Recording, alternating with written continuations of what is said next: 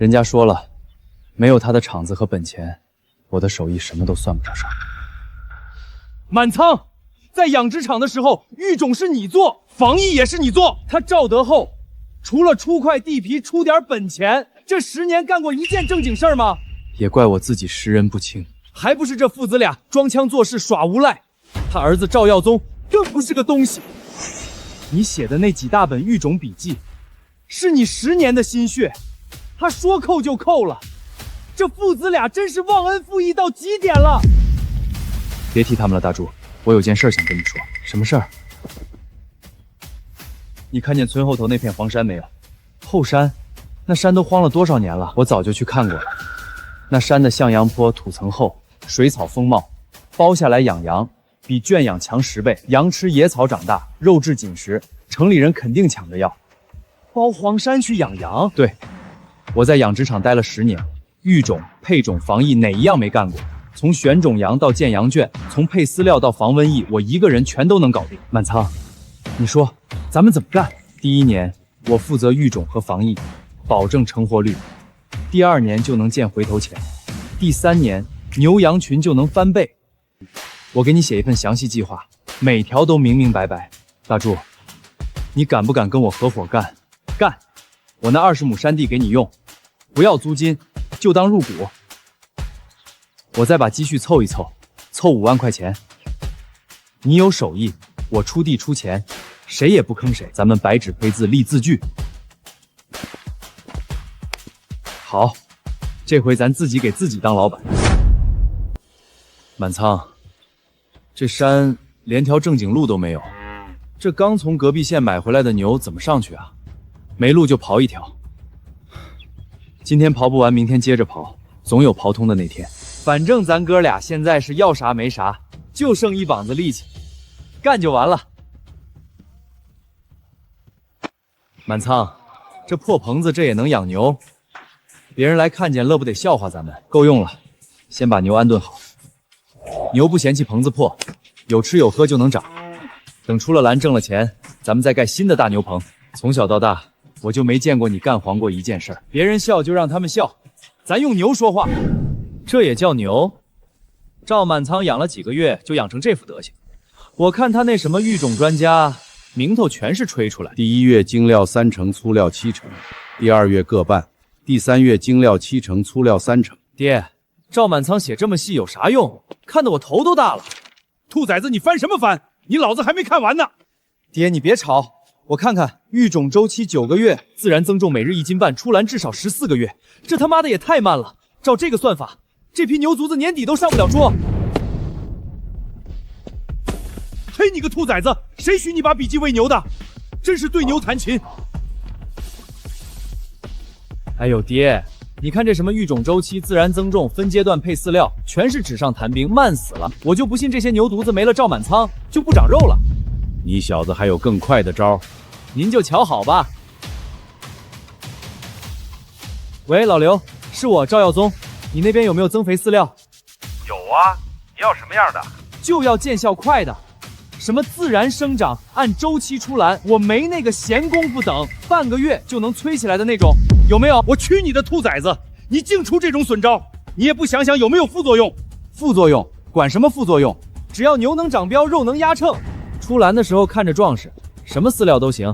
行啊，我这货管够，耀宗你买多少？全要了，钱不是问题，你先给我送200斤过来，今天就得送到，越快越好。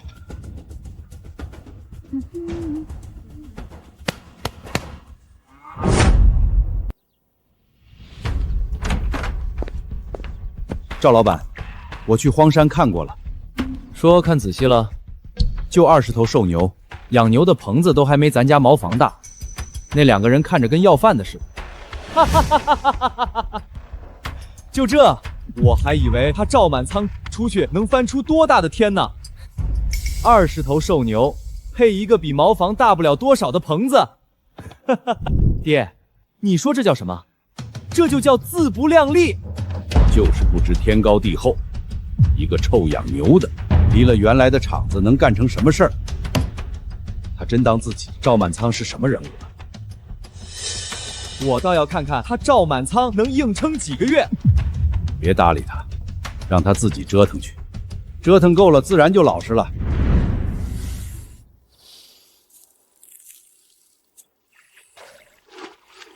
满仓，你这配方到底是怎么调的？你看这牛的毛色亮得跟缎子似的，骨架也比别家养的牛大一圈儿。这半个月我天天盯着看你配饲料，怎么就看不明白门道呢？这是我爷爷传下来的方子，一共10几味药，配比1克都错不得，发酵时间1天都差不得，差一点效果就要打折扣。这牛要是拉出去，镇上肉联厂还不得抢疯了？我敢说，全镇都找不出第2户养出这么好的牛，再养半个月，那还了得？不急，再养半个月，彪形还能往上走。咱要的就是让他们抢着跟咱们签合同，出高价。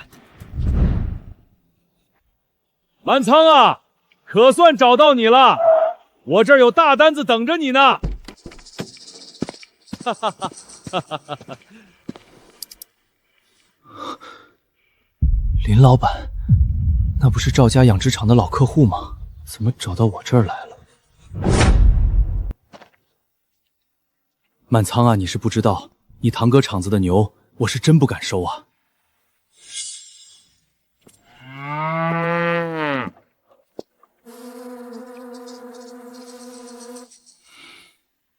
林老板，您不仔细看看，我们的牛长得快，出标也好。不用看了，这牛我不收。你自己看看这是什么？你们拿毒饲料喂牛，这肉谁敢吃啊？你说说你堂哥，这不是胡闹吗？满仓啊，还是你靠谱。养牛有品质保障。林老板，我这儿的牛肯定让你满意。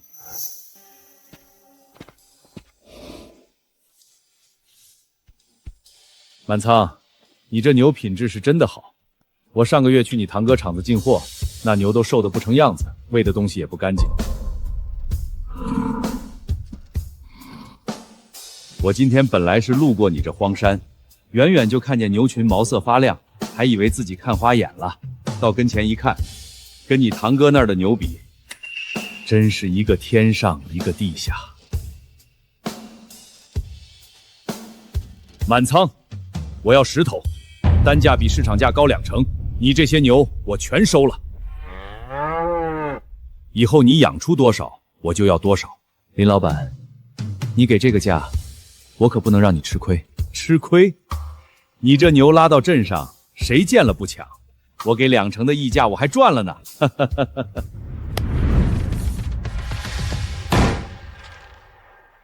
马上扩栏，再进200头牛。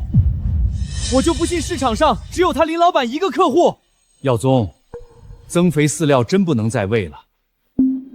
上次林老板来你也看见了，牛群的标情一天比一天差，再这么下去，牛能不能活到出栏都不好说。我爹养了30年牛，还用得着你来教我？那是因为有赵满仓在的时候，育种、防疫、治病，全靠他一个人撑着。现在他走了，你非要这么喂，万一出了事，200头牛说没就没了。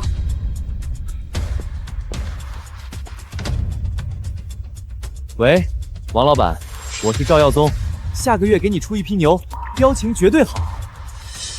赵老板，以后咱别合作了。你那牛标情太差，我们也要做生意，你另找买家吧。不合作拉倒，我有的是新客户，没了你们，我赵耀宗照样挣钱。都给我等着！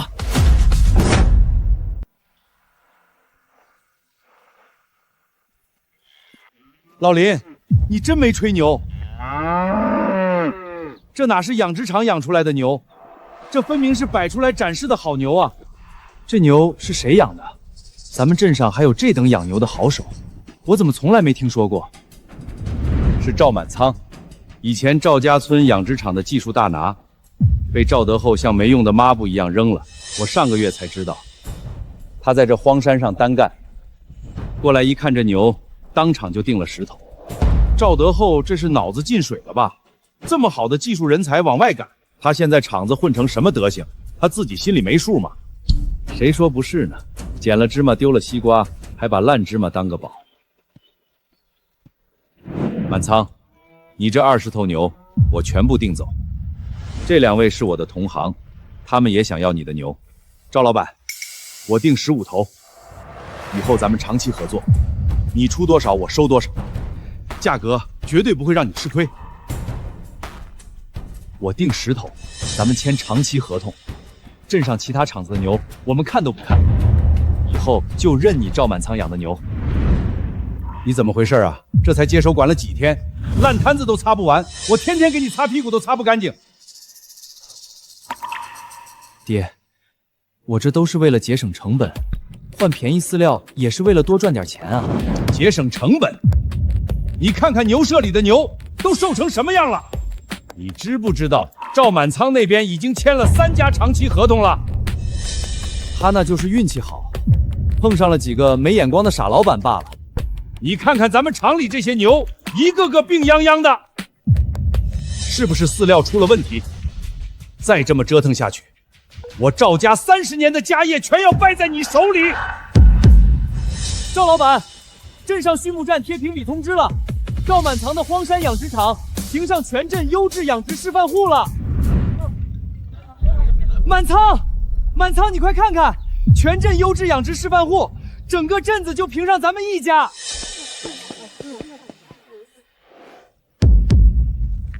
这小子真成气候了，看来还真得按耀州说的路子来。牛的饲料不用换，先赶紧扩大规模，压死赵满仓。前天出了3头，今天又多了2头。我看这症状不像普通的拉稀，得找专业兽医好好看看。要不先上报隔离？闭嘴！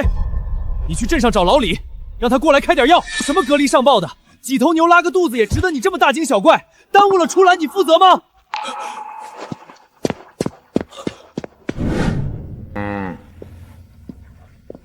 赵老板，我先开点抗生素，观察2天看看情况。不过牛的症状不太正常，还是建议做详细检查。行了，赶紧开药。记住老李，今天你来厂子的事儿，出去别乱说。都听见没有？谁把这事儿传出去，立马卷铺盖滚蛋！这才没几天，赵满仓那边已经风生水起，咱们呢？那就是他踩了狗屎运，碰到了几个不懂行的老板罢了。现在咱们喂饲料和扩规模要同时推进，就该这么干了。吃点增肥饲料能出什么事儿？还能多赚钱。又死了2头，你说要是赵满仓还在这儿管着，能变成现在这样吗？说实话，这厂子要是还是满仓管，哪儿用得着吃什么违规增肥饲料？挖深点，别让人看出来痕迹。老板，这病牛不能就这么埋了，万一把病害传出去，事情就闹大了。哼，笑话，牛都死了，这钱我挣不到，别家也别想挣这个钱。满仓哥，救命啊！上午老王在村口放牛的时候，跟你堂哥厂子的病牛碰到，就染上病了，我家5头牛全倒下了。别哭，走，我们现在就去看看。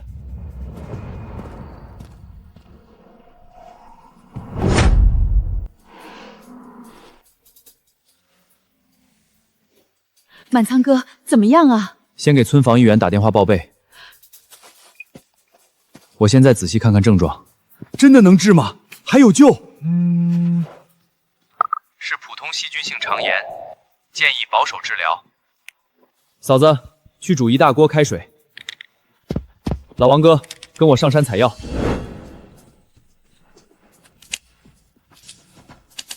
满仓，这些野草真能治牛的病？这是药，不是野草，是我爷爷传下来的方子。你家这个方子传了几代了？4代，从我太爷爷那辈开始，就在这方圆百里给牛治病。赵德厚的厂子10年没发生过疫情，就是用这个方子防疫的。满仓哥，这药多少钱？你说个数，我给你。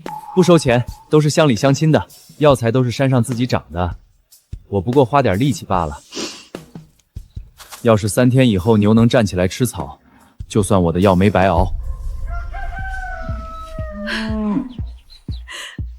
牛的病3天就治好了，满仓哥，你就是我们家的救命恩人，我一定给你好好宣传。牛没事就好。我家3头牛也倒下了，症状跟老王家的牛一模一样。要我亲自去采，你们把牛看好，别让他们乱跑。赵德厚那厂子里死了多少头牛，工人都跑了一半，你知不知道？他儿子瞒着想压下这事儿，可这事儿哪能瞒得住啊？这些牛都是染上传染病才发病的，疫病一定有源头。你之前请的那个兽医呢？我让他滚了，治了半个月，越治病死的牛越多。我留着他干什么？那你打算怎么办？牛还在接连死掉，不解决这个问题，怎么扩大规模？爹，外面都在传，赵满仓把老王家那5头牛全都救活了，咱们也去找他试试吧。去找他？你忘了半年前你是怎么对人家的？现在牛吃饲料吃出问题要死了，你才想到人家？你说你怎么张得开这个嘴？那他当初不也说了吗？这个厂子没他，牛羊活不过半年。爹，现在真让他说中了，可我就是不去，我丢不起这个人。那牛怎么办？你打算怎么收场？换兽医。我就不信方圆百里只有他赵满仓一个人会治牛病。爹，你再给我3天时间，我去隔壁县找最好的兽医来。喂，老张，你听我说，喂，添加违禁增肥饲料根本没这事儿，你别听别人瞎传。李厂长，什么？取消全部订单？咱们都合作20多年了，你总得给我个机会解释。增肥饲料那是没有的事儿，不信你亲自过来看看啊。赵德厚，我们打这么多年交道，你拿这个理由蒙我？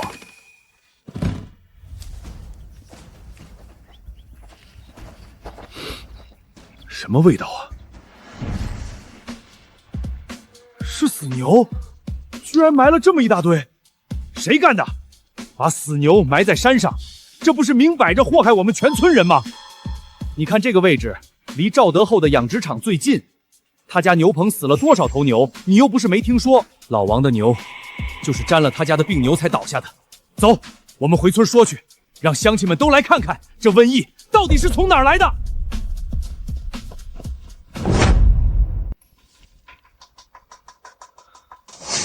上次扩栏，你从饲料厂赊了多少账？爹，当初你不也同意了吗？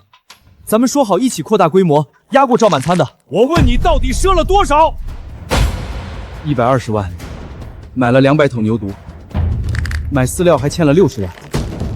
赵满仓养了10年都没出过事，你一接手，不仅欠了这么多钱，半年就死了上百头牛。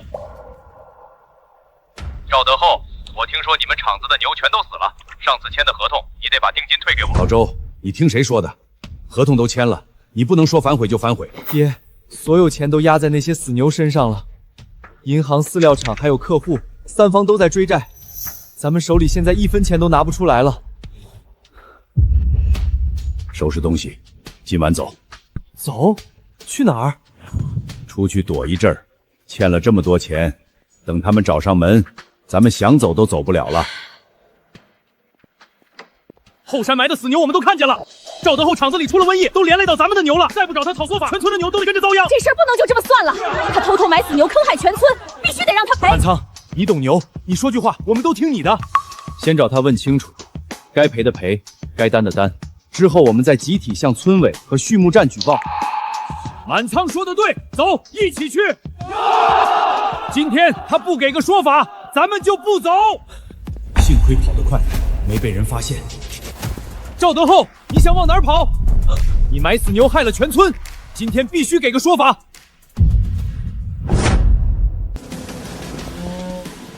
赵满仓，你带这么多人来想干什么？后山埋的死牛，你给大家一个交代。死牛？我赵德浩做了30年养殖，什么时候埋过死牛？你离开厂子才半年，就想搞垮我的厂子，独霸市场？全镇就你最懂疫病，我看这死牛就是你搞的鬼，你就是想栽赃嫁祸，把脏水泼到我头上。赵德厚，你放屁！满仓天天在荒山上配饲料喂牛，他哪有功夫搞你的鬼？就是你搞的鬼！你记恨我把你赶出厂子，就弄出瘟疫来报复我。你在厂子待了10年，什么病怎么传播，你最清楚。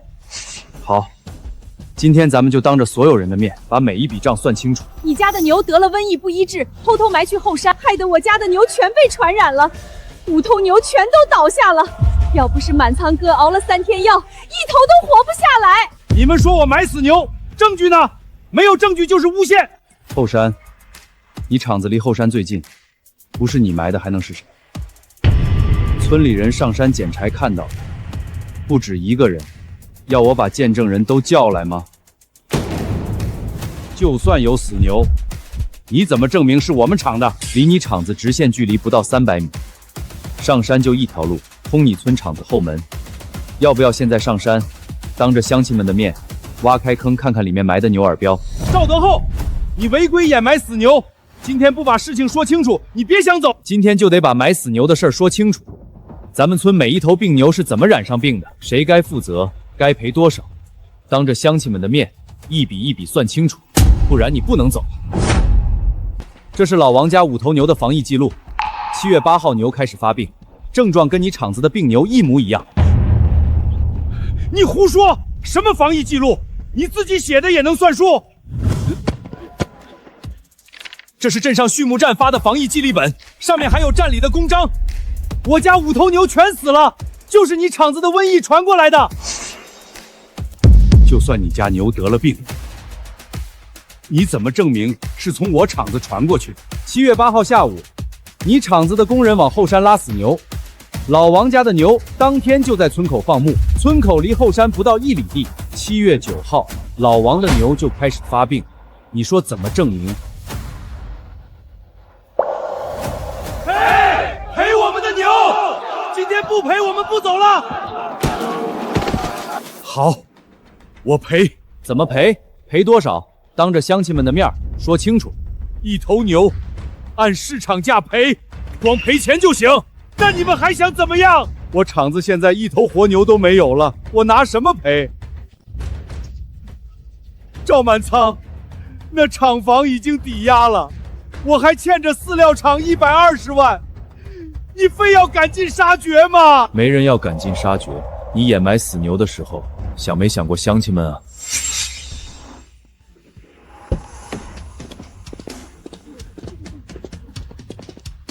赵德厚，有人举报你违规掩埋病死牛，经现场勘查，后山埋牛的情况属实，现对你的养殖场下达停业整顿通知。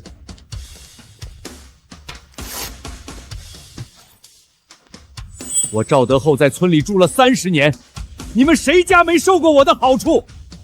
现在我的厂子倒了，你们全都跑来看我笑话是吗？赵老板，我早就劝你不要给牛喂违规增肥饲料，是你自己不听。刘国栋，你是特意来看我笑话的？我不是来看笑话的。10年前我来你厂子干活，是冲着赵满仓的技术来的。你把赵满仓赶走那天，我就知道这个厂子撑不过1年。你少在这放马后炮！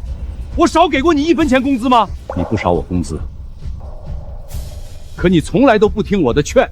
赵耀宗一接手就换成了不合格的增肥饲料，我劝了你3次，你骂我是老顽固。现在牛全死光了，这都是你咎由自取。经理，我想申请一笔贷款，20万就行。我厂子有厂房地契可以抵押。赵老板，您现在的资质实在没办法批。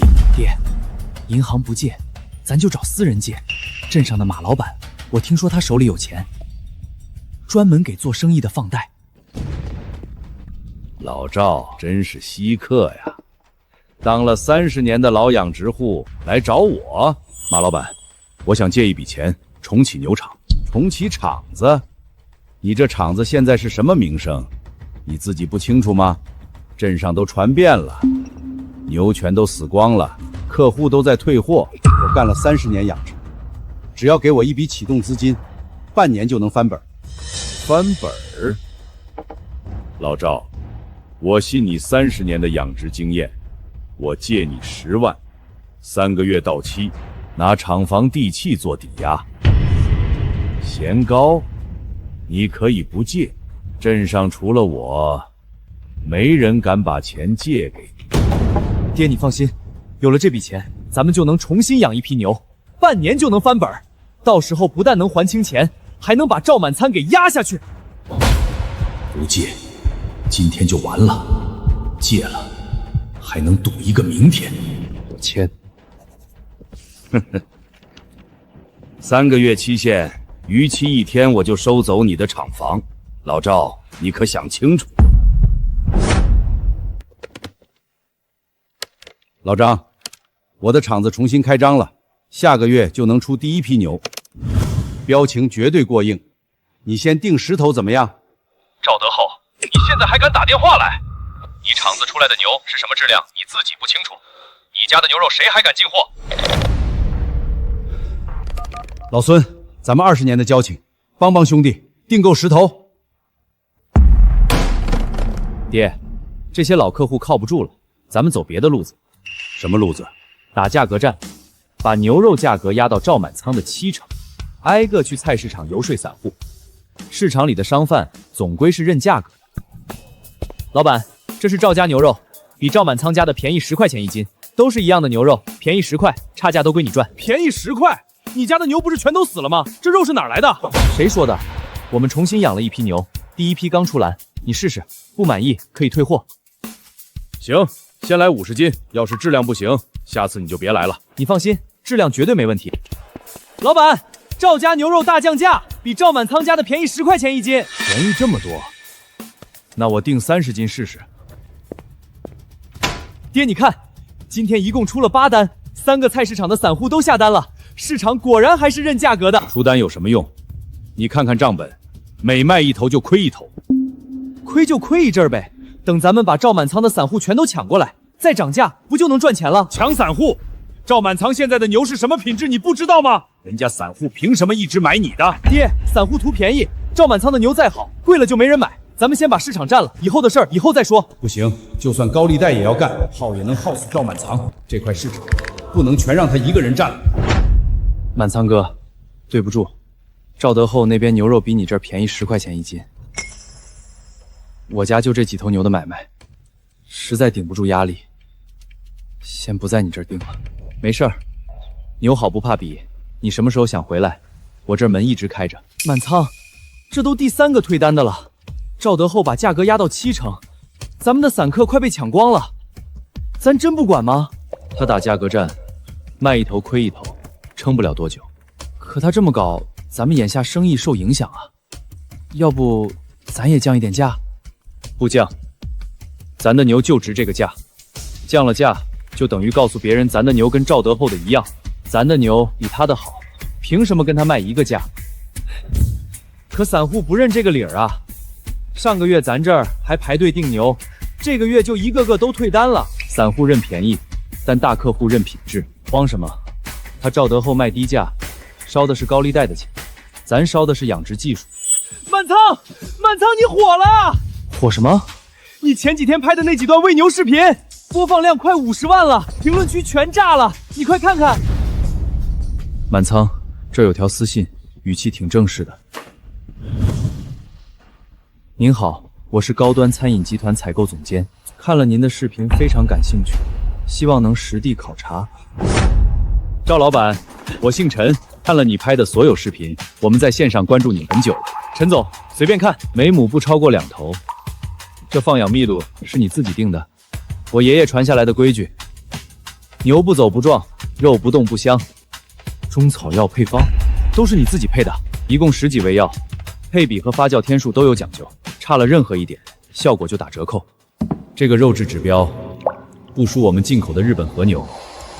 赵老板，这是长期供货协议，单价比市场价上浮30%，你出多少，我们收多少。陈总，你给这个价，我保证每一批货都对得起这个价。赵老板，我们想跟你合拍一段宣传片，就拍你怎么养牛，怎么配料，怎么让牛上山跑。牛好不好，不是吹出来的，是吃出来的，养出来的，跑出来的。满仓，宣传片播放量突破100万了，弹幕都在刷良心养殖，中国和牛。宣传的到位，订单自然就多。牛得跟上产能，先把草料备足了。赵满仓接了省城的大订单，他订单越多，越有底线压价，整个赵家村市场都得是他的，你们都没饭吃。满仓不是那种人，他给老王家治牛，钱都没收。哼，不收钱那是做给你们看的。我提议咱们成立一个反赵联盟，统一价格，联手抵制他，签个名就行。把这些人全都骗过来，都来对付赵满仓。赵耀宗，你快来！我家3头牛全趴下了，跟上次老王家牛的症状一模一样。怎么回事？昨天不还好好的吗？今早起来就全倒了，你赶紧看看。签联盟的时候，你不是说什么事儿都能罩得住吗？我看看。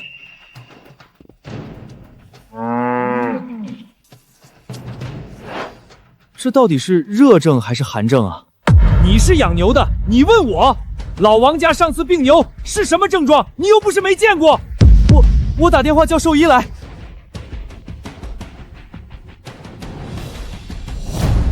怎么都不接电话呀？你连什么病都看不来，就你这水平，还敢当联盟的头？要不先给喂点退烧药试试？你连什么病都不知道就喂退烧药？你想把我家牛给喂死啊！我还是让赵满仓过来。热症，发现的早，还有救。嫂子，去煮1大锅水，观察半天，能站起来吃草就没事了。站起来了，满仓哥真站起来了！赵耀宗，你连牛病都治不了，还联盟，还反赵联盟，人家满仓才是真本事。我退出。听说了没有？赵耀宗去给牛治病，连热症、寒症都分不清楚。算了，我也退出了。昨天刚签的名，今天就去划掉，跟着他，牛死了他能赔吗？赵耀宗是个中看不中用的草包，要学技术，还得赵满仓。省城的陈总订了全年的，林老板加订了30头，镇上3个肉联厂的订单都排到3个月后了，存栏量远远不够。那怎么办？咱们一共才70头牛，订单要150头，差了整整1倍还多。扩产，再进50头母牛，30只基础母羊，新建标准羊舍，扩建牛舍，至少还要再招3个工人。满仓，这笔投入可不小，50头母牛加30只母羊，建羊舍加扩建牛舍，再请3个工人，咱账上的钱够不够？陈总的定金已经到账了，30万够。30万定金，满仓，咱这回真要大干一场了。1年前咱俩在山上搭棚子创业的时候，想都不敢想能有今天。明天一早就贴招工考试，咱要做就做大。国栋哥，你们这是来找我的？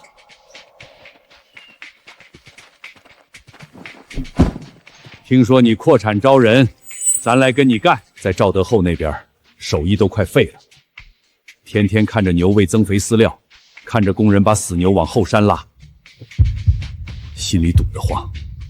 咱是养牛的，不是卖黑心饲料的。国栋哥，快进来坐，以后厂子的技术咱俩一起抓。走，咱们进去。赵家牛肉大降价，比赵满仓家便宜10块钱1斤。走过路过不要错过。便宜10块，你家的肉质量行不行啊？上次你家出过事儿，我们心里可没底，那都是谣言。一样的好牛肉，便宜10块钱，你们赚差价，质量不好包退。那先来50斤试试，便宜这么多，不买白不买。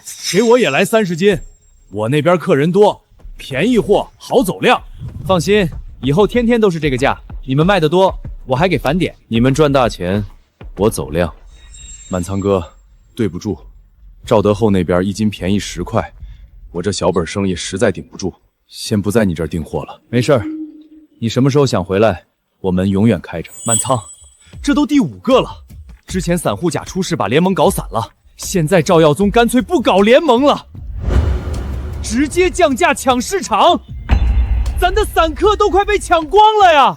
他打价格战，卷低价，虽然便宜，但质量很差，市场是不会认可它。可咱的散客一天比一天少，就怕他拼个鱼死网破。鱼会死，网不会破。咱省城的大单子还在呢，散客回来了是多赚，不回来也不伤筋动骨。他赵耀宗卖一头亏一头，烧的都是高利贷的本金，看他能烧多久。这肉颜色不对啊，怎么发白？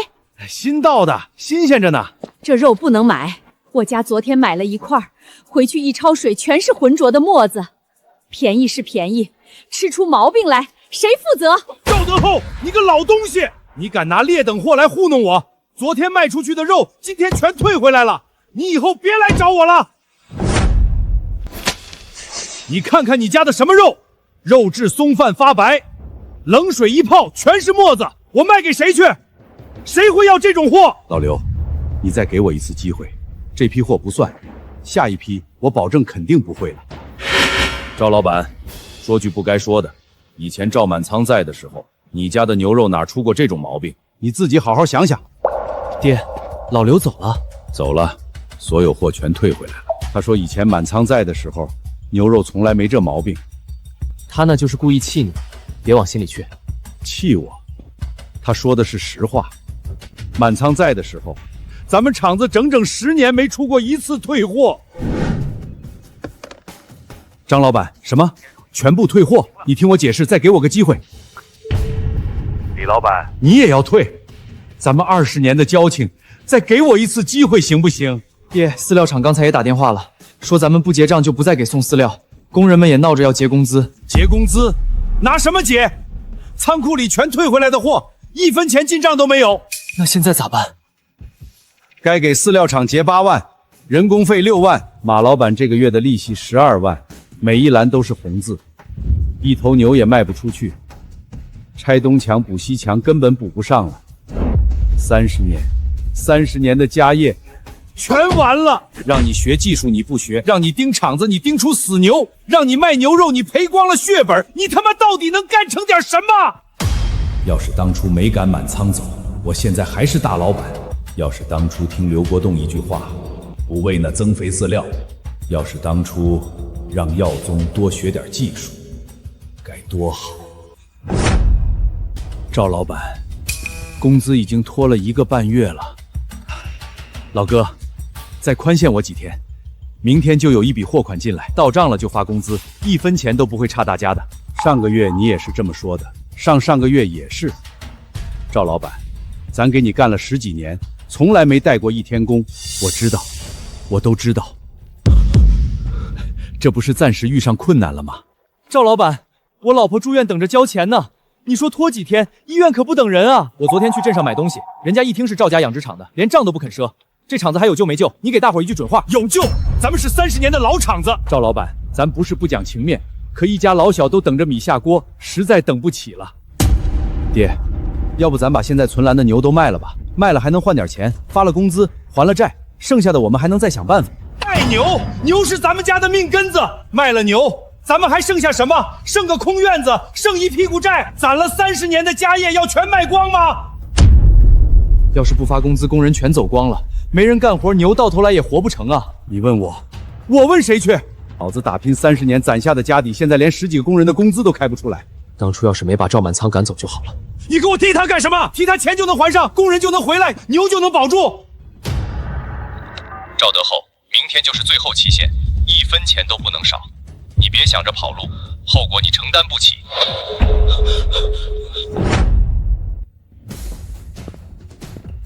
赵德厚，3个月期限到了，你自己看看，本金加利息，一共是多少钱？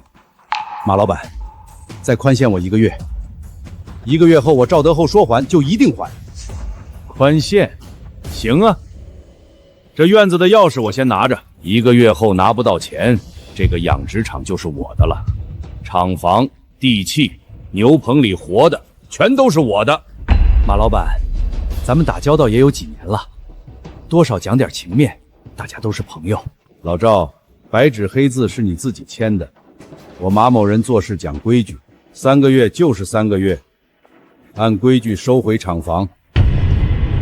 爹，钥匙都被拿走了，咱们连自己的厂子都进不去了。恭喜赵老板，荣获县级优质养殖示范基地称号，这可是全镇头一家。满仓，是县里的牌子，咱黄山厂子拿到县里的牌子了，你听见没有？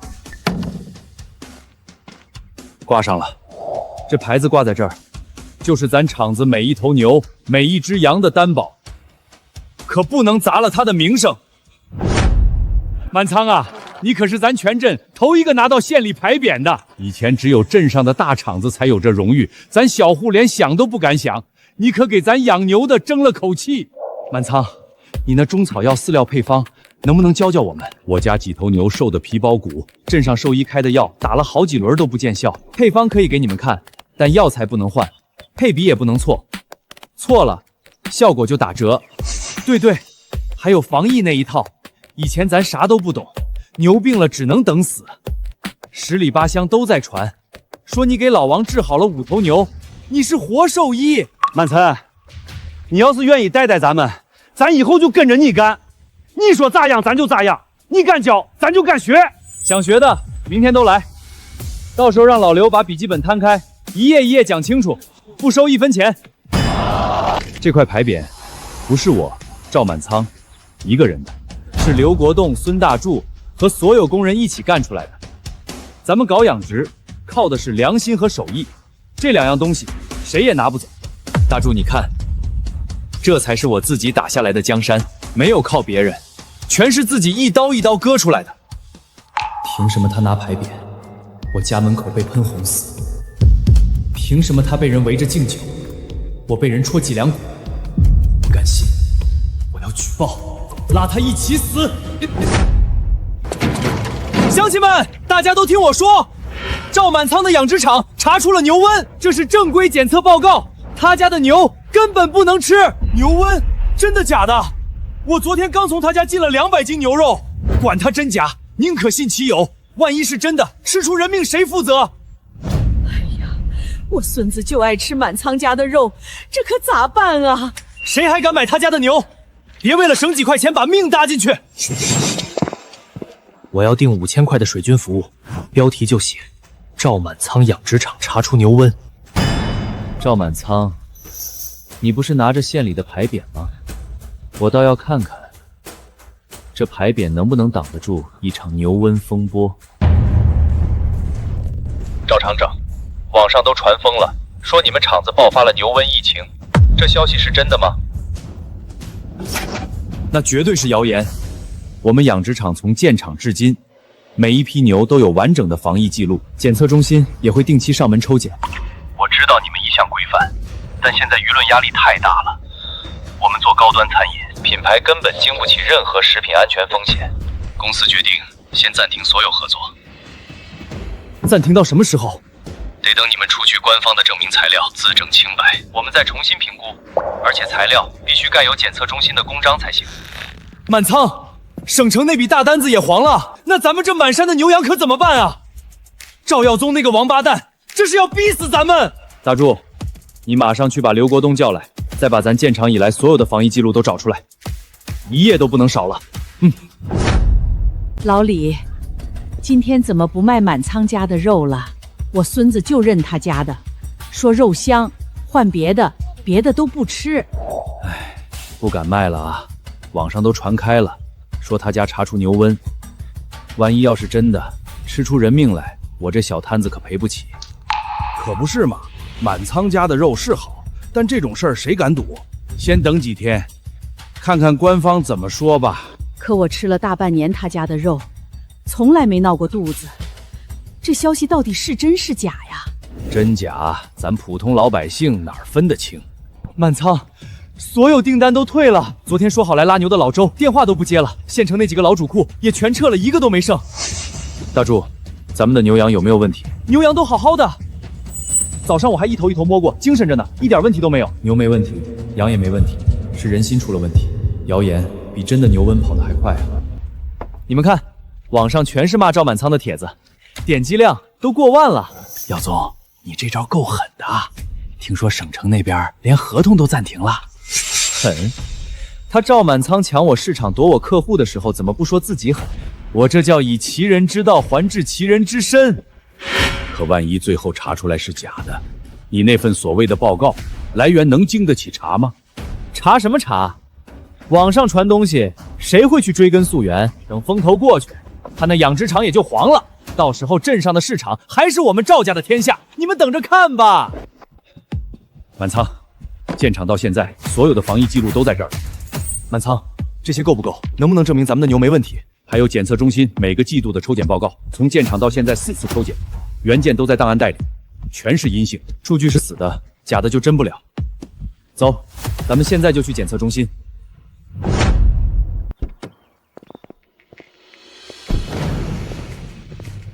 同志，实在不好意思这么晚来，我们是赵家村荒山养殖场，网上有人传我们厂子闹牛瘟，想申请一份官方无疫病证明。你们就是刚评上县级优质养殖示范基地的那家？对，这是我们建厂至今所有的防疫记录。你们厂的记录非常规范，所有抽检结果都是阴性。我可以出具官方无疫凭证明。这是检测中心的官方证明，赵家村荒山养殖场历次抽检全部合格，无任何疫病记录。拿到了，有这个，谣言就不攻自破了。光证明自己还不够，赵耀宗那份假报告是哪来的？谁帮他做的？也得查出来。你听说了吗？赵满藏的养殖场查出了牛瘟，我现在买牛肉都不知道去哪里买了。别听风就是雨，赵满藏那么老实的人不会干这种事情的，估计是对家搞他。乡亲们啊，赵满峰的养殖场查出了牛瘟，这是正规的检测报告，白纸黑字儿，他家的牛不能吃，谁还敢买他家的牛？这连个章都没有。镇上的图文店不超过3家，打印店老板大多怕惹事，你把照片拍给他看，他不敢不认。这张检测报告是从你这出的吧？不认识，没见过。我这就是个小打印店，不做这种东西。这个人你认识吗？没见过这个人。帮他做假报告是犯法的，他到处散播谣言。你现在说实话，我可以不追究你的责任。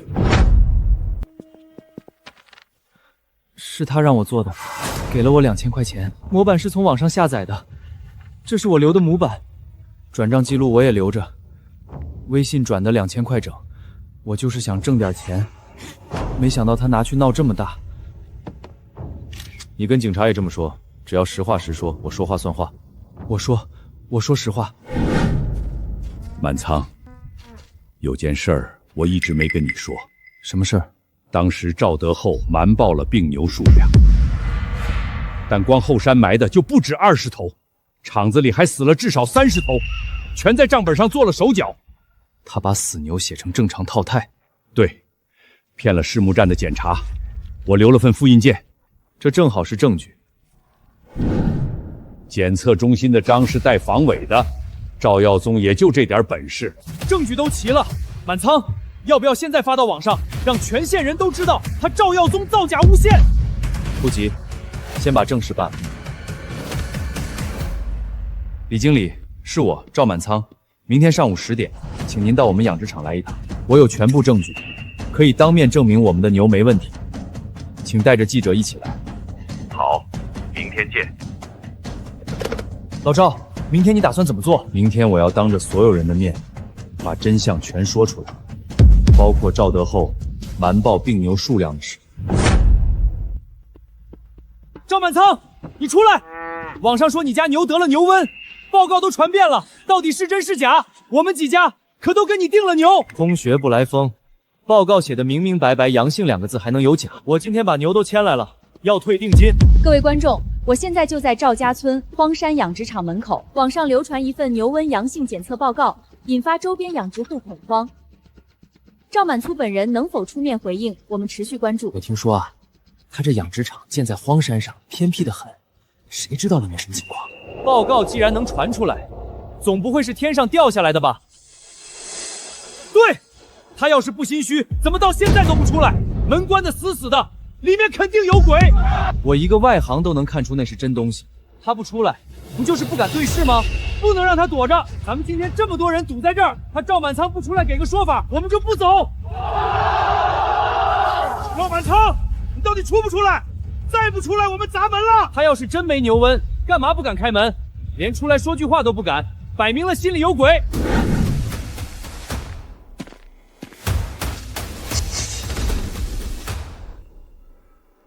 赵满仓，网上这份检测报告是不是真的？你给大伙一句实话，我们定了你家的牛，不能白花钱买病牛。赵厂长，网上流传的牛瘟阳性检测报告已引发大范围恐慌，你有什么想对镜头前的观众说的？关于牛瘟，关于这些诬陷的谣言，我有充足证据证明清白。对于始作俑者，我也会追究到底，对吧，赵耀宗？今天请各位来，是想让大家看看几样东西。这是行业检测中心的章，那上次那份阳性报告呢？假的，全是伪造的。赵耀宗花了2000块钱，让我印了假报告。这里有转账记录。这半年来，赵德厚瞒报了感染口蹄风的病牛17头，全偷偷埋在了后山。17头，他还有脸说是你赵满仓的牛有疫情？我代表省肉联厂宣布，恢复赵满仓养殖场的全部订单，首批50头，明天就装车。即日起，赵德厚养殖场将被行业除名，并通报全省。各位合作方，你们自己看着办吧。老子现在就去赵德厚那边把合同撕了，以后赵家村收牛只认赵满仓。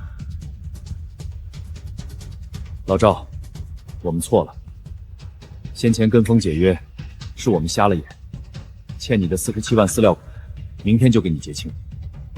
钱不着急，认清楚人就行。赵德厚人呢？叫他出来！他躲起来了，不敢出来。报应来了，躲着也没用。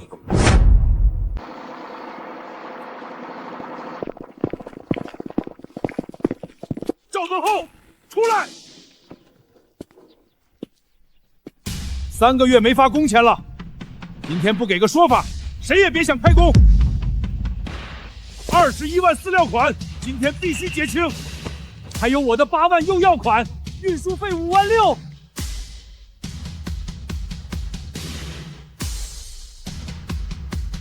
工人工资加起来6万多，今天不给说法，这棚里的牛一头也别想拉走。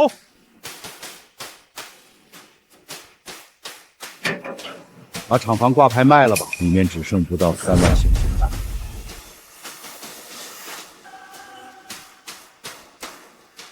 走吧，千万别回来。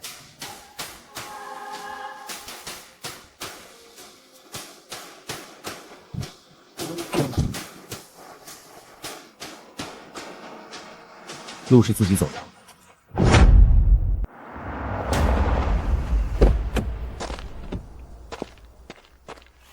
就是这儿。赵老板，我是省城周氏牧业的周子昂，也是省行业协会常务理事，这次专程来考察合作。周总大老远来赵家村，辛苦了。省城市场大，赵老板的牛肉品质好，咱们联手做品牌，前途不可限量啊！周氏入股51%，品牌冠名权、定价权归周氏。赵老板只管养牛，收益按股份分。周总，这不叫合作，叫吞并。条件可以再谈。周氏在全省有300销售渠道，满仓养殖场的牛一头都不卖，孩子1分都不让，合作免谈。赵满仓，别不识抬举，我一句话就能让你的牛在全省1斤都卖不出去，走着瞧。这人来头不小，怕是难缠。他不会善罢甘休的。林老板，周氏牧业周子敖想跟您谈谈冻牛的事儿。周总，我收牛只认赵满仓的货，他养的牛实在，从不掺假。你周氏牌子再大，在我这儿也不好使。我们也是，赵满铺的牛肉拉回去，主顾都认，换别人的，他们根本不买账。呵呵，那改日再聚。满仓，这姓周的走了，在我这儿碰了一鼻子灰。谢了林哥。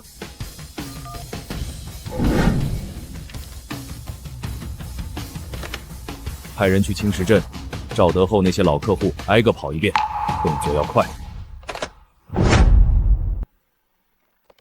王总，满仓，之前的合同继续执行，另外追加50头牛的订单。满仓，之前观望的客户全回头了，有3家正催着签合同呢。大柱，叫上刘叔，跟我去趟村口。产权已经理清了，近期会公开拍卖，起拍价80万。这个位置比荒山那边好10倍，拿下它，养殖场规模能翻3倍。满仓，账上满打满算才150万，全压上去，万一拍不下来怎么办？大柱，这厂房值150万，花120万拿下就是赚。做生意，怕的是该花的钱舍不得花。满仓，你在想什么？刘叔，不管省城来的是谁，这厂房我要定了。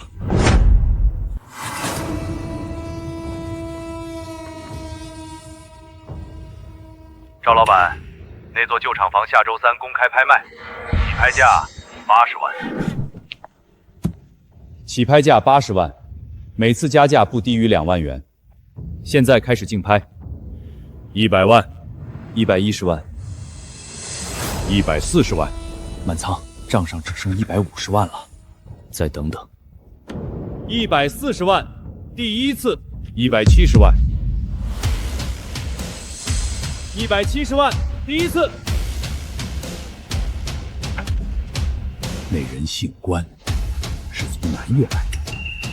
南越。180万。190万。200万。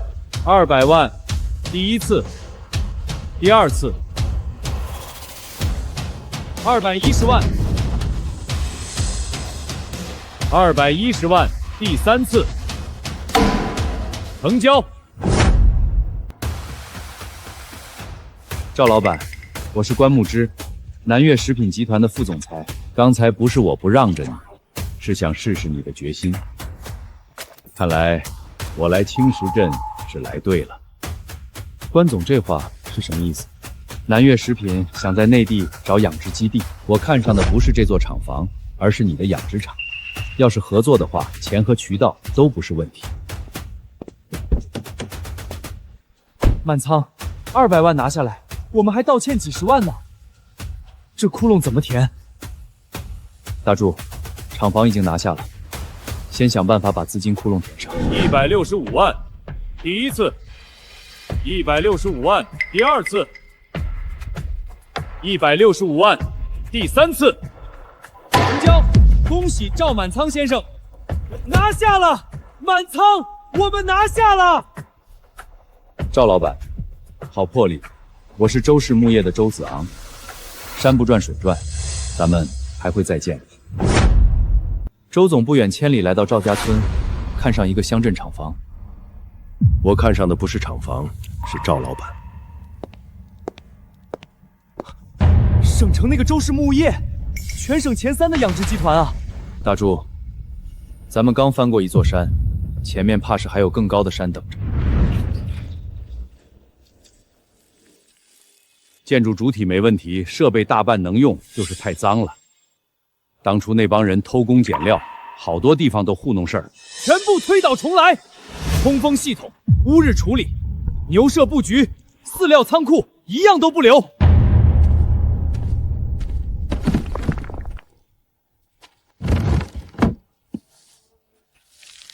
满仓，你看这账目好多都对不上，烧了吧，过去的东西不用留。从现在起，这厂房姓赵，每一块砖都得干干净净。通风管姓川了，得全部更换。污水处理池的防火层也烂了。刘叔，所有设备都仔细检查一遍，该换的换，该修的修，不能用前人留下的烂摊子糊弄自己。当年这厂房又脏又臭，现在你接手改造，这才像个正经企业的样子。赵总，有人往工地扔了这个死老鼠，哪个王八蛋干的？拿出去埋了，就当什么都没发生。有些人就是想看我跳脚，我偏不上当。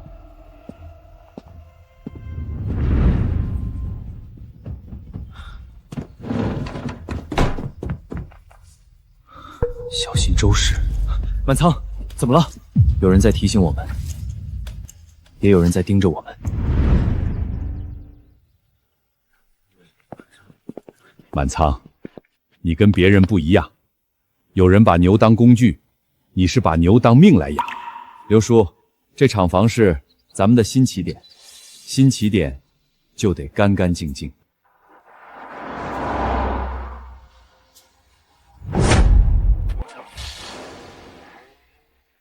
刘叔坐镇老厂，新厂就交给你管，我两头跑。我管一个新厂？你跟了我4年，养牛的本事不比我差多少，放心干就行。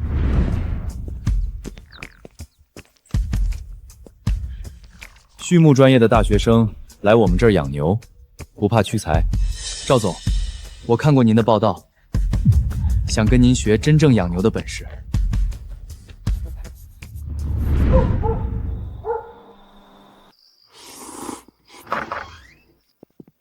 满仓，你照照镜子看看眼睛，全是血丝，牛毒中药，你也不能不要命啊！这批牛毒是咱们的未来，头1个月最关键，熬过去就好了。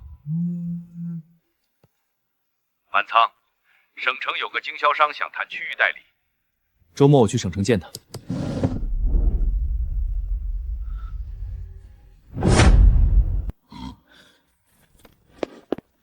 把这头牛隔离，立刻检查饲料和水源。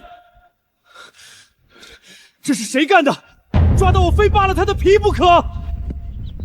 我检查过了，只是普通风寒，牛舍没装监控，饲料槽又在室外过道，根本找不到直接证据。全厂加装监控，覆盖所有死角。新厂所有进料必须经过双重检测。赵总，让我值夜班吧，我不怕熬夜。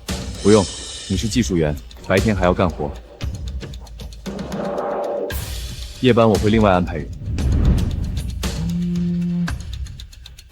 满仓，老厂这边也出事了，饲料仓库的火被撬了，好在东西没少，但仓库门口有脚印。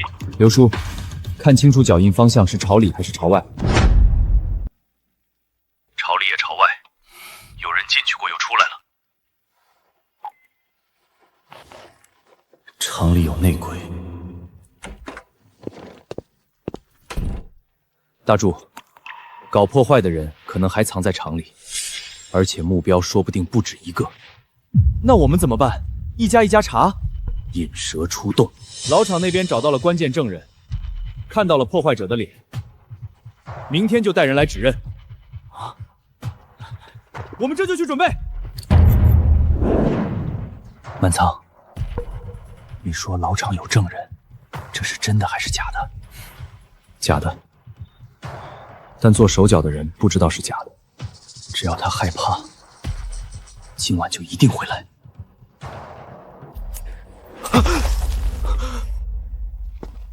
周磊，我等你很久了，故意调错飞市北利，谁派你来的？我也是被逼的。周子昂说，要是我不帮他，就把我以前在别的牧场偷卖饲料的事儿捅出去。赵总，我真不是故意的。不是故意的，你一个畜牧专业的大学生，竟干这种缺德事儿！谁指使你的？是周氏牧业，对不对？他们让我进厂当卧底，任务是偷您的养殖配方，我就动过1次，第2次还没来得及。昨晚老厂的饲料仓库也是你撬的？没有，我一直在新厂，根本没去过老厂。看来去老厂的另有其人。满仓，这些聊天记录和转账前途足够让周子敖吃不了兜着走。咱们现在就去公开举报。大柱，现在把证据公开，最多让他道个歉，赔点钱，这不是我要的结果。那你想怎么样？我要等一个舞台，一个让他爬得越高，摔得越惨的舞台。对外就说周磊家里有急事请假了，聊天记录全部保存备份。满仓，老厂撬锁的人查清楚了，是以前在厂里干过的工人，受人怂恿来捣乱，人已经控制住了。证据留着，人放了。这种人不值得浪费时间。就这样，刘叔，这种小角色犯不着再计较，但手里的证据多攒一点总没错。那是谁的车？周子昂，他不会善罢甘休的。赵老板，牛犊的事我赔，但游戏才刚开始。周子昂，满仓，周子豪在集市边开了家直营店，1斤牛肉比咱们便宜8块，人都挤爆了。按正常饲养成本，这个价格根本赚不到钱，他甚至是亏本在卖。走，去看看。赵老板，来，尝尝我们周氏的牛肉，纯天然无添加，跟你那祖传秘方比起来，也不差吧？周总，你这牛肉是挺嫩，但嫩的不太正常，饲料里加东西了吧？饭可以乱吃，话可不能乱说。我们周氏牧业一切操作合法合规，倒是你那祖传秘方，要不要拿出来鉴定鉴定？派人去省城查周氏的饲料供应商，他用价格战压我，我就查他的命门。敢低于成本价卖，说明他的成本有猫腻。你是说他用了激素？查了就知道，才知道。满仓，再不降价，咱们就撑不住了。周氏一天的销量比咱们1周加起来还多。老张，我问你，周氏1斤卖那么便宜，你觉得正常吗？他的牛难道是喝西北风长大的？不正常也没办法呀。顾客只认便宜，降价就是跟着他的节奏走。他的成本不正常，我们跟着降，先死的不是他，是我们自己。今天我宣布一件事，荒山养殖场的牛肉不仅不降价，每斤还要上调2元。赵满仓，你疯了吧？人家便宜你涨价。我没疯，每一头都是吃什么长大的，养了多少天，有没有打过针，我都可以敞开了给大家看。我的牛肉贵2块钱，贵在安心。从今天起，荒山养殖场全面开放参观，谁想看看牛怎么养，吃什么，随时来，我赵满仓不怕看。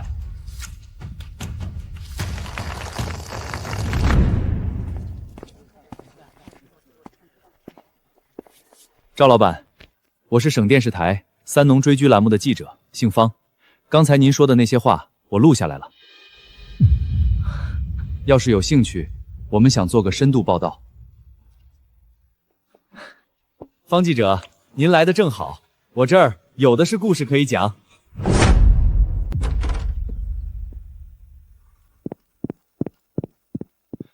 满仓，周氏那边开始挖咱们的人了，月薪翻倍，还配宿舍，年终奖给3个月工资。最先动摇的是杨德贵。杨德贵，跟了我3年的老饲养员，还有3个年轻技术员也在犹豫。更糟的是，他们暗示杨德贵，要是能带着饲料配方过去。满仓，你打算摊牌？不，刘叔，把所有人都叫到大会议体，就说我请大家吃饭。这是要做什么？我要让他们知道，我赵满仓的配方不是什么祖传秘方，是我爹用20年时间一点一点试出来的。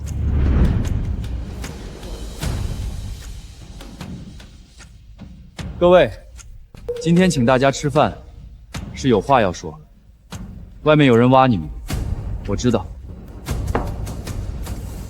我没法给每个人开双倍工资，但我能让大家看看，我赵满仓到底是个什么样的人。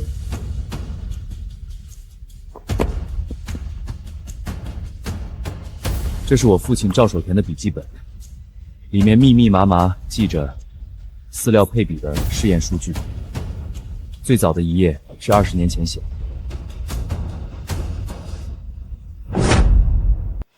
这个配方是我爹拿命试出来的，有些配比把牛喂死了，他就蹲在死牛旁边哭。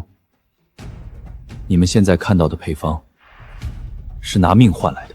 杨叔，你跟了我3年，你见过我什么时候在饲料上动过手脚？那次给牛打过不该打的针。从今天起，所有技术人员都参与利润分成，年底纯利润的15%按人头分配。满仓，我老杨不是人啊！周氏那边来找过我，说只要我带着配方过去，就给我20万。我对不住你。杨叔，你要是真走了，我会怪你，但你没走，你就是我赵满初的恩人。满仓，你把老底都给人家看了，万一有人把配方泄露出去可咋办？大柱，配方能抄，但人心抄不走。他周子航要是真有本事，养出和咱们一样品质的牛，就不用靠激素和低价价那套了。满仓，方记者来电话了，他查到周氏饲料供应商那边有一批没备案的添加剂。把方记者的电话给我。呵呵，周氏可是大客户，一个月拿货好几吨呢。你们要多少？几吨？这东西用量这么大，周氏的牛能受得了？人家有技术员把控比例呢。省城这边查得松，谁会去查周氏？那可是行业龙头企业。上面清清楚楚列着添加剂的名称和数量。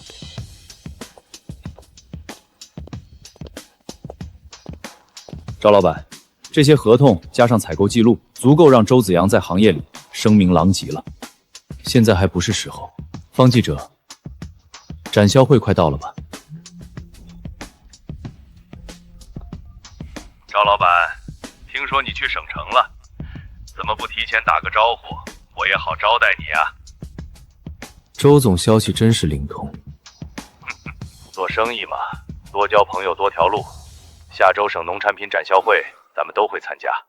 赵老板，到时候见。一定。他知道我去了省城，有人在盯着咱们。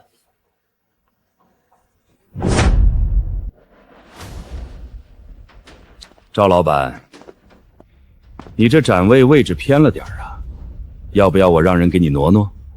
不劳周总费心，角落挺好，清静。赵老板，你那边怎么黑了？要不要帮忙？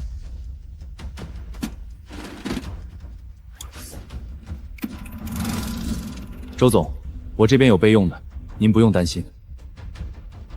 稳了。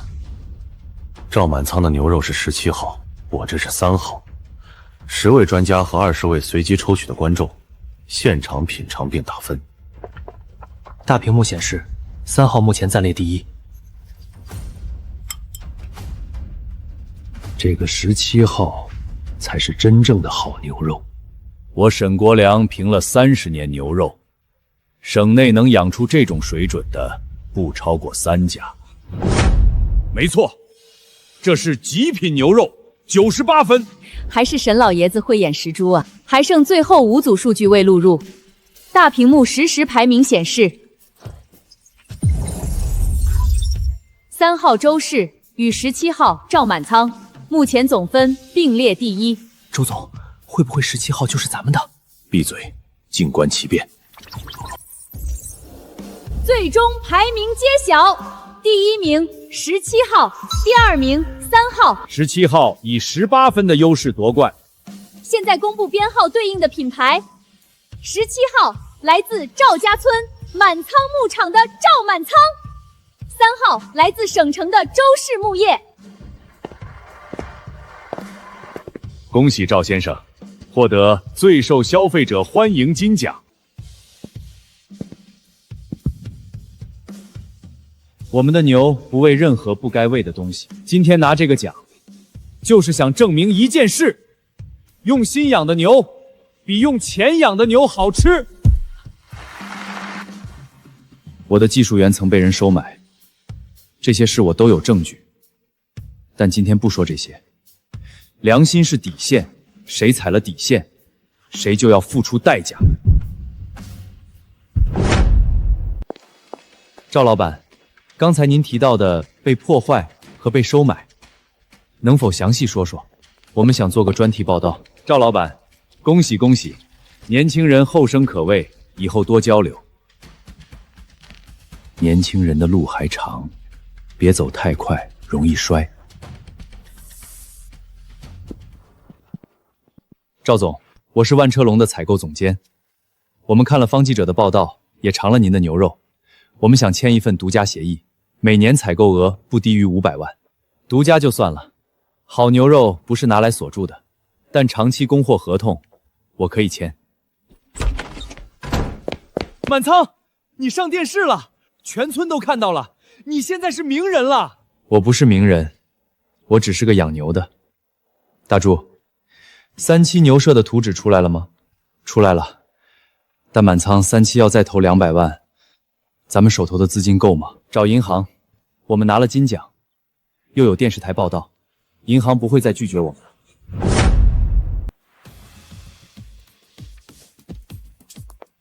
赵满仓，你既然敬酒不吃，那就只能吃罚酒了。省城商超那边的合作，你以为签了合同就稳了？3天之内，你肯定会主动打电话求我。赵总，实在抱歉，总部突然通知，跟您的合作暂时搁置，具体原因我也不太清楚。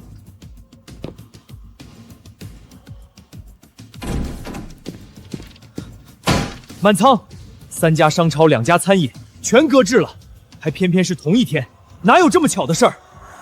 这不是巧合。周子昂在省城经营10几年，有这个能耐。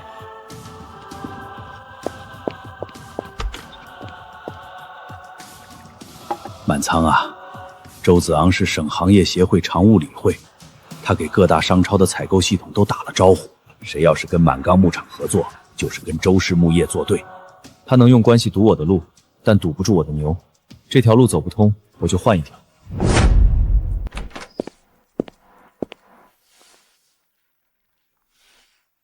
方老师，上次展销会您拍的周氏采购合同和添加剂记录，我想请您出一篇调查报道，不用点名，但要把证据和事实放出来。你终于下定决心了，不是下定决心，是没有退路了。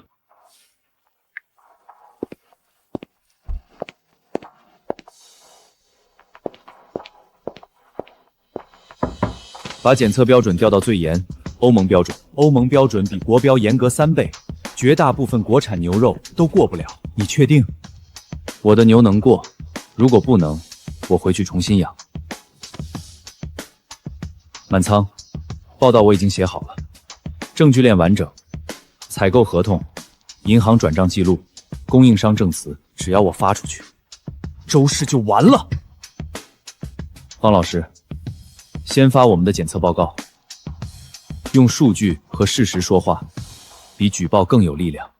满仓牧场牛肉在全部检测项目中达到欧盟标准，0未申报添加物检出，肉质等级达 A3 以上。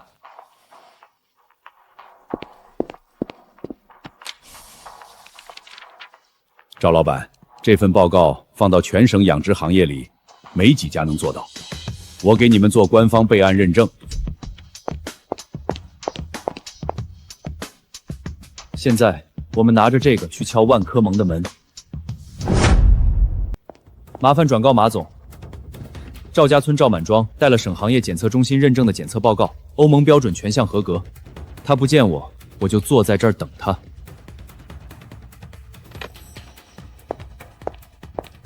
请。集团副总马总，我今天不是来求合作的，我来给万家龙一个机会，您可以现场打电话给省行业检测中心核实备案编号。赵老板，坦白跟你说，有人跟我们打了招呼，不让我们跟你合作。周子昂是商会的老人，他的面子我们不能不给。马总，万客隆的口号是每一口都安心，我帮你们把口号变成现实。至于周子安那边，马总不妨再等2天，有些新闻要出来了。赵老板，你刚才说的新闻是不是省台今晚要播的那个调查报道？马总消息真快，对，今晚8点，3农聚焦。展销会金奖得主的对手，某省级龙头企业利用商会关系打压同行，长期采购未公开添加剂，有合同文件和供应商录音作证。同样是养牛，有人用良心养，有人用添加剂养，消费者有权知道自己吃的是什么。周总，网上已经传疯了，多家商超要求紧急下架我们的产品，股东电话打爆了。闭嘴！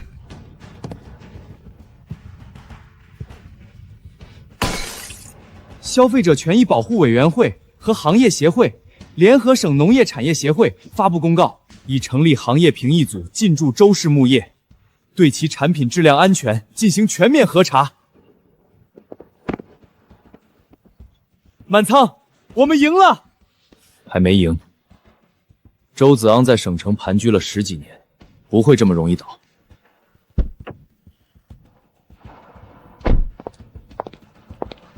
赵老板，之前的事是万家隆对不住你，今天我带着诚意来，全省36家门店，高端牛肉独家供应，年采购额不低于800万。万科隆副总、马总，过去的事情不提了，价格不变，品质不变。我赵满仓要做的是长远的生意。赵满仓同志，县里已经研究决定了，把养殖场周边50亩地批给你扩建，手续从简，费用减免。你是咱们县的骄傲。谢谢专家组负责人，我赵满仓一定不给县里丢脸。满仓，这50亩加上原来的老厂新厂，咱们的规模能在省内排进前20了。大柱，排第几不重要，重要的是周氏倒了，省城的门开了。但你知道接下来会发生什么吗？什么？会有更多比周氏更强的对手盯上我们。周子昂只是开胃菜，真正的大鱼还在后面。商标注册、品牌视觉、包装设计、门店形象，全部规范化。咱们不能永远做乡镇养殖场，要做品牌。满仓，这套溯源系统的报价要40万，是不是太贵了？贵，大柱，以后1斤牛肉多卖10块钱，靠的就是这套系统。消费者凭什么信你？就凭他扫个码，能看到这头牛是什么时候出生，吃了什么饲料。满仓，这套系统一上线，全国随便哪家检测机构来查，咱们都不怕。正式任命刘国湍为品控总监，孙大柱为运营总监。全新品牌满仓牧场牛肉正式进驻万家盟。赵总，万科隆来电话，咱们的牛肉上架3小时售罄，让你紧急补货。告诉他们补不了，牛不是工业品，没法加班生产，下一批还要2周，让他们做预售。顾客在万记旺扫码查看牛的一生的视频，点赞已破200万，我们要火了。全国农博会组委会正式通知，省农业产业协会选送满仓牧场作为3个代表企业之一，参加下半年再举办的全国农博会。县级养殖企业被选送全国农博会，这是从未有过的殊荣。赵总，现在网上都在说您扫码看牛的一生那个视频播放量快破1000万了。那个视频不是我做的，是顾客做的，顾客比我会宣传。4年前您从荒山起步，现在要代表全省去参加全国农博会，有什么想对乡亲们说的？4年前我站在荒山上，脚底下是石头和沙土，那时候有人说我疯了。今天我想说，养牛这件事，只要你真心对牛好，牛就会真心回报你。满仓，有个事儿，周子安虽然被查处了，但他弟弟周子轩从国外回来了，接任周氏牧业董事长。而且周子轩放出话来，周氏牧业也要参加全国农博会。周子安的弟弟？对，在澳洲大型牧场待过3年，跟周子安完全不一样。他一回来就公开道歉，说要整改周氏，媒体现在都叫他牧业少帅。走了一个狼，来了一只虎。我集团公开道歉，承认周氏过去的经营问题，宣布引入澳洲草饲标准，转型高端有机牛肉，全国范围高薪招募技术人才。满仓，这人跟周子昂完全不一样，说话滴水不漏，媒体都叫他牧业少帅。会叫的狗不咬人，咬人的狗不叫。这个人比周子昂危险10倍。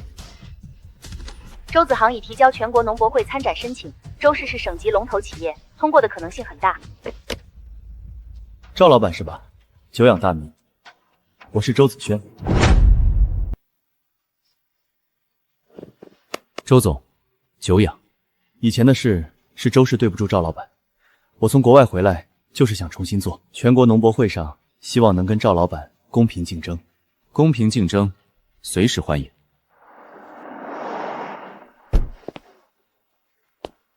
赵老板，听说你的溯源系统花了40万做的，巧了，我们周氏新上的溯源系统投资300万。全国农博会，咱们好好比一比。满仓，刚才握手，他的手没有温度，笑着脸，心里在磨刀。他做他的区块链，我走我的全程溯源。全国农博会，就看谁的东西真能打。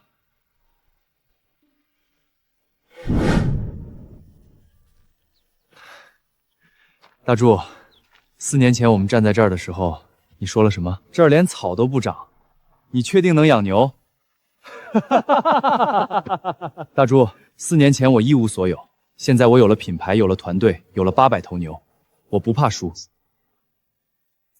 因为最差的结果也比4年前强1万倍。乡亲们，4年前我赵满仓从这座山出发，不管结果如何，我回来的时候还是赵家村的赵满仓。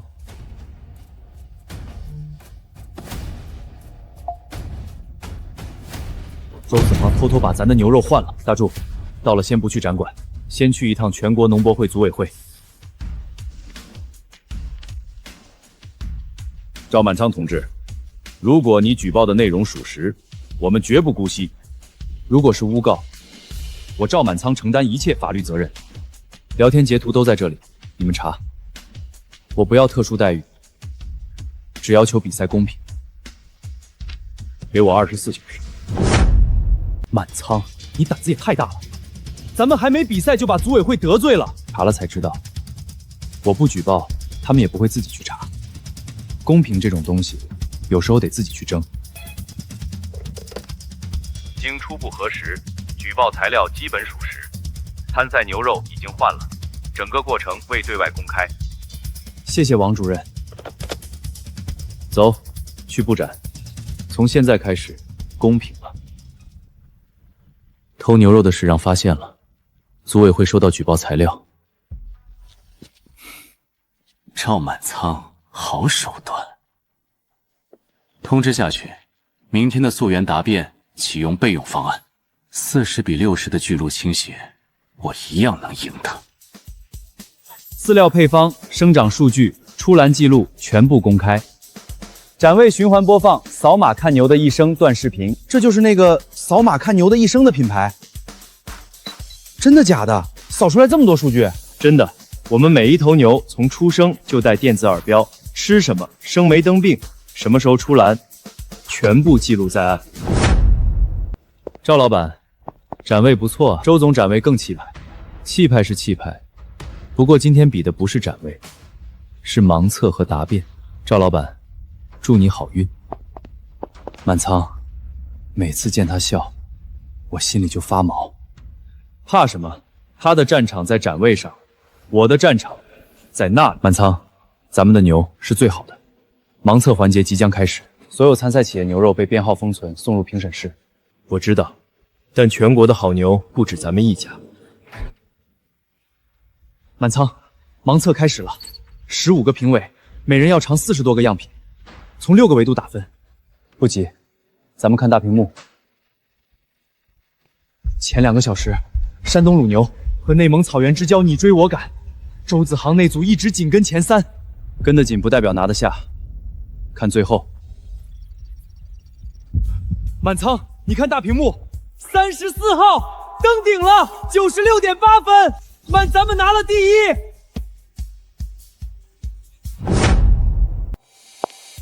盲测结束，最终排名第1名编号34，群分96.8；第2名编号12，群分94.1；第3名编号7，群分93.5。满仓，34号是不是我们的？别问我，编号对应谁我也不清楚。盲测就是盲测，连参赛者自己都不知道。96.8分，这分数在历届农博会盲测里能排进前5，这个编号到底是哪个品牌的？赵老板，盲测分数高低不好说，但下一关我的区块链溯源系统可是对标澳洲标准的，你那套40万的系统，打算怎么跟我比？周总，溯源比的不是谁花钱多，是比谁的数据真。我们的系统声称与国际标准接轨，全程数据上链且不可篡改，养殖数据实时上传 ，PPT 上数据详实，图表精美。周总，你们的区块链节点部署在哪里？数据写入频率是多少？节点部署在阿里云和澳洲的服务器上，数据每6小时批量写入一次。也就是说，你们的数据不是实时上链，而是每6小时汇总后再写入。那这6小时内屠宰的牛数据是在上链前还是上链后录入的？这个问题，我请技术团队为您详细解答。他答不上来，因为他那套系统是做给别人看的，不是自己用的。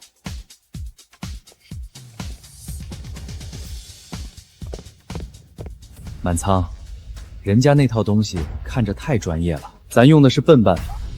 但笨办法要是每一项都实打实，就比任何花里胡哨的都强。下一位，满仓牧场赵满仓。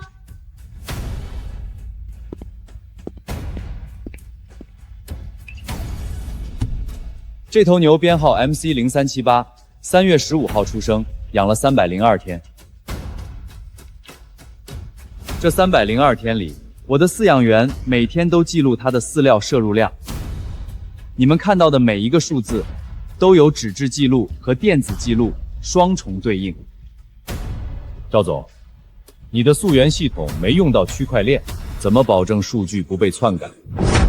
我的数据不需要靠区块链防篡电，因为每天都有人在检，消费者扫码就能看到牛的一生，3方监督比任何技术都可靠。这是我爹20年前摸索出的饲料配方。我的牛为什么好吃？答案就在这本子里。真正的好牛肉，不是靠系统养出来的，是靠人养出来的。满仓牧场39分，39分，满仓，我们赢了。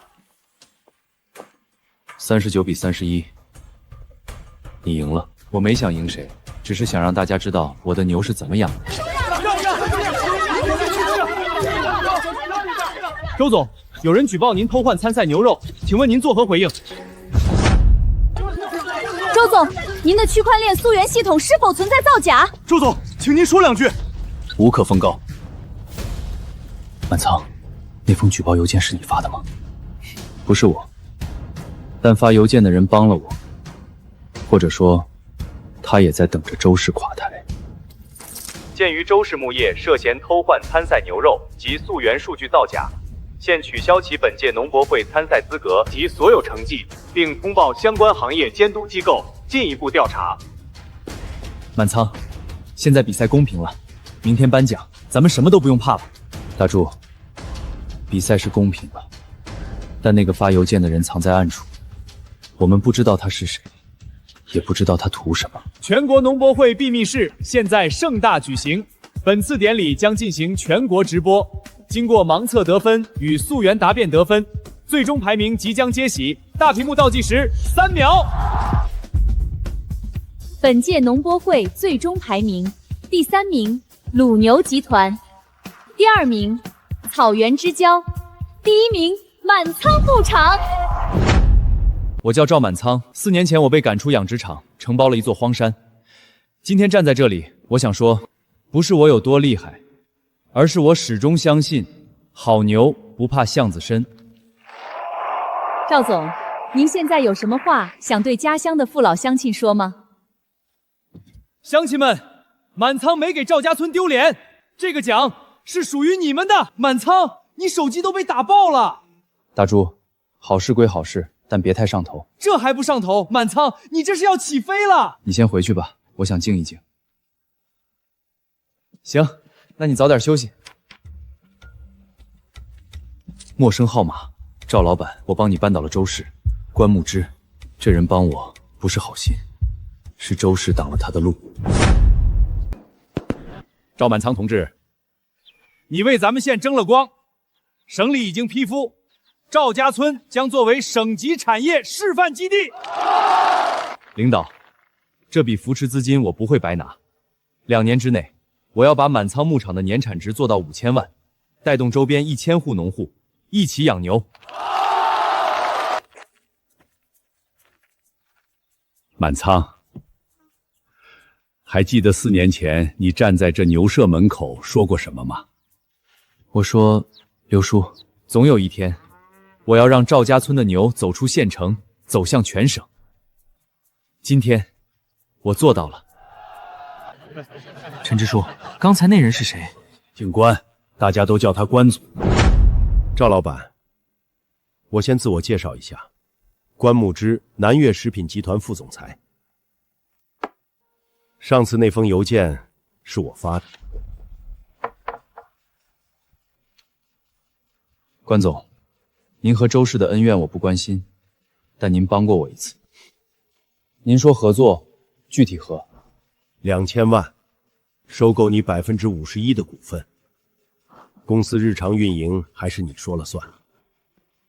我指派财务和渠道人员进驻，给我3年，我把满仓牧场做成全国前10。如果我说我不卖股权，那我们换个方式合作，渠道共享，品牌联名，我帮你把牛肉卖到全国，你按销售额给我抽成。满仓2000万啊！2000万是钱，但51%的股份是命。他把命拿走了，满仓牧场还是满仓牧场吗？跟他合作可以，但控股权不卖。关牧之这个人，你觉得到底怎么样？聪明人。他帮我扳倒周氏，是因为周氏欠他钱，他要拿回去。现在来找我合作，是因为满仓牧场拿了金奖，有全国连锁愿意签约。满仓，周氏入业的处理结果出来了。周子昂因涉嫌商业利益输，使用未公开食品添加剂、虚假宣传等多项违规经营行为，被全行业通报。周子航那边利益输送未遂加溯源数据造假，被行业协会公开谴责，还列入了行业黑名单，终身禁止在畜牧行业核心企业任职。人啊，不管混得多好，都不能忘了本。满仓，周家这一倒，赵家村再也没人能拦着你了。刘叔，周家输就输在一个摊子上，用了不该用的东西，终究要付出代价。路是自己选的，结果就得自己扛。走吧，关牧之还等着我们签合同。赵老板，消息收到了吧？周氏破产了。收到了。南岳的欠款我已经通过商业谈判追回来了。赵老板，周氏这一倒，省内的牛肉生意接下来就是你的天下了。关总，我不想要什么天下，我只想把牛养好，把生意做长久。合同的事儿，咱们还是谈谈具体条款吧。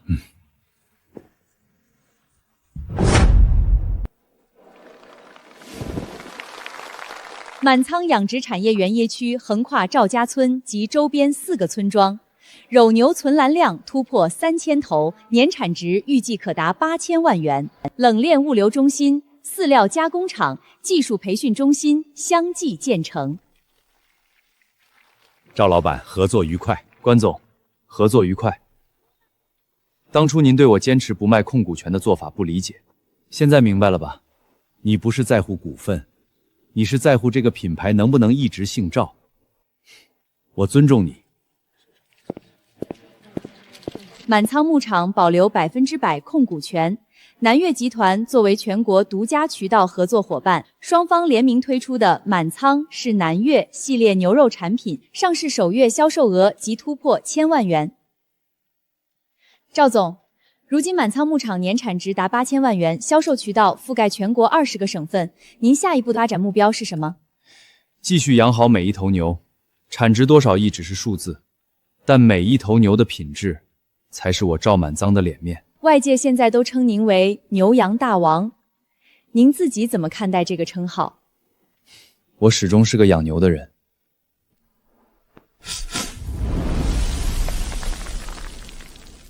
满仓，你说咱们这算不算做到头了？赵家村的头算是做到了，但全国的头还早着呢。